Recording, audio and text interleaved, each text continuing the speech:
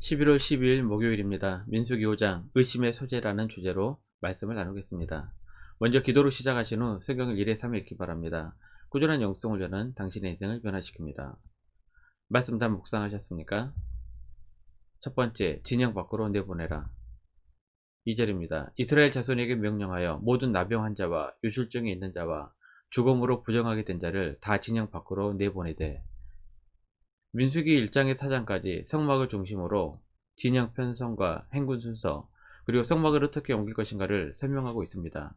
성막은 하나님의 임재가 있는 곳이기 때문에 제사장과 레위인들이 맡아서 그 책임을 다하였습니다.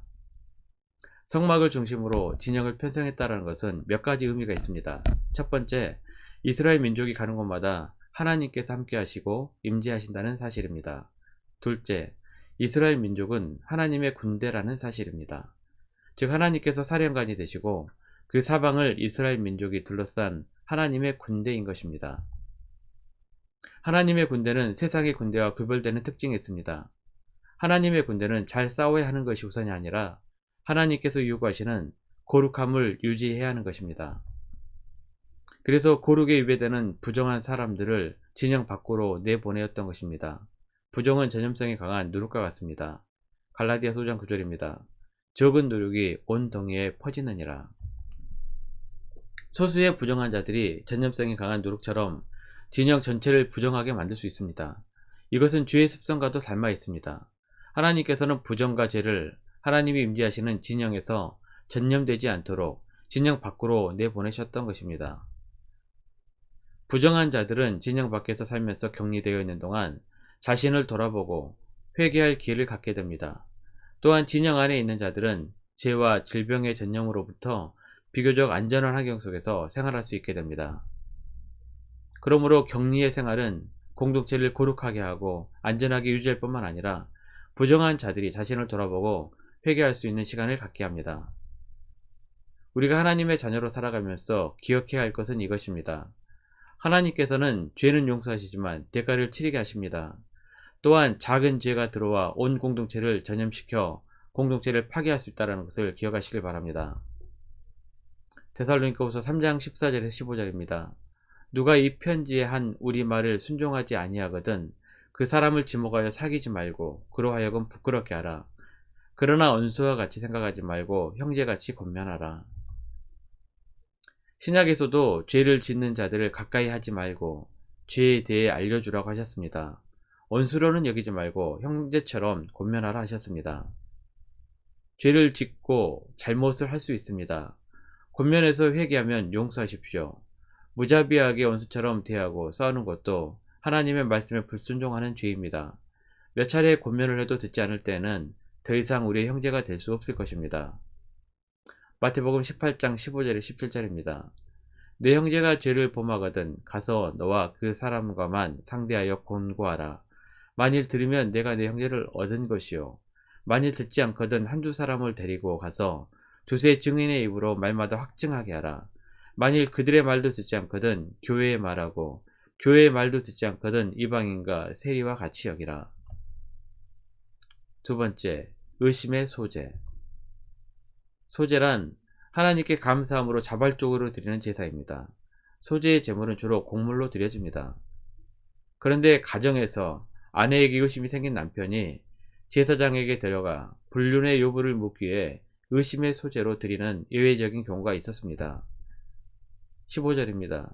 그의 아내를 데리고 제사장에게로 가서 그를 위하여 보리가루 10분의 1 레바를 허물로 드리되 그것에 기름도 붓지 말고 유향도 두지 말라. 이는 의심의 소재요 죄악을 기억하게 하는 기억의 소재라. 제사장은 여인을 회막문 앞에 세웁니다. 물두멍에서 물을 떠 토기에 담고 성막 바닥에 티끌을 토기에 넣어 자신의 손에 듭니다. 여인에게는 의심의 소재물을 손에 들게 합니다. 여인에게 만약 죄가 있으면 조주를 받을 것이라는 조주의 맹세를 하게 합니다. 22절입니다. 이 조주가 되게 하는 이 물이 내 창자에 들어가서 내 배를 붓게 하고 내 넓적자리를 마르게 할 것이요 여인은 아멘 아멘 할지니라. 맹세가 끝나면 제사장은 조주의 글귀가 담긴 두루마리를 토기 그릇에 물에 빨고 그 여인에게 그 물을 마시게 합니다. 남편은 아내를 의심하여 의심의 소재 절차를 밟을 수 있었고, 무죄로 밝혀져도 아내는 남편에게 어떤 책임을 물을 수 없었습니다. 남성 우애 문화에서 여성이 겪었던 부당한 대우였을 것입니다. 아무런 죄가 없는 상태에서 얼마나 억울하고 모욕적인 일이었을까요? 그런데 그 당시의 사회적 관습 속에서 의심의 소재는 여성을 보호하기 위한 법이었습니다.